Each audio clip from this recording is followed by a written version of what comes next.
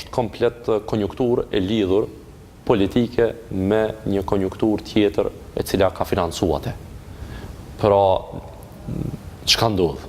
Për 15 vite ka ndërtimtar që ka ndërtu në Prishtinë pa asnjë telash. Ku ka ndasht, si ka ndasht, kur ka ndasht. Ka tillë. Dhe këta ndërtimtar, në momentin që barazohen me gjithë tjerët, e hupin avantazhin që e kanë në treg. Kupton, kur ti nuk e ki asnjë obligim dhe ndërton, e shet themi për 1.000 euro metrin katror, derisa unë që ndërtoj me ligj, duna me pagu taksën, duna me shpronsu, duna me bu gjitha, unë e shes me 1.000 euro në treg, përfitimi për mua është 300 euro në metr, derisa për ty është 900 euro në metr, apo 700 euro në metr, normalisht që ti ki tani mundësi edhe të financosh. Sepse financimi është më i lirë në kohën e qarkullimit të.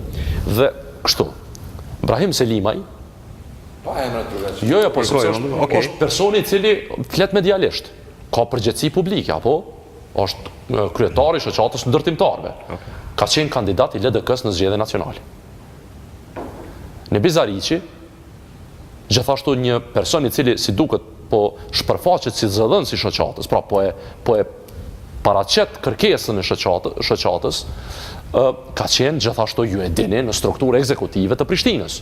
Banesat e standardit, cilat i ka bu komuna, i ka bu me te.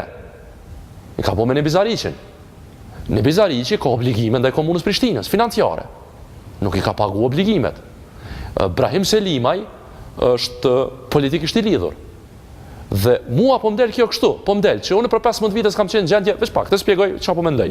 Unë për 15 vite s'kam qenë gjendje të ndalë ndërtimet pa leje, dhe tash po mdel një ekip këtu, një subjekt politik, i cili këtë po e bën për 3 muaj.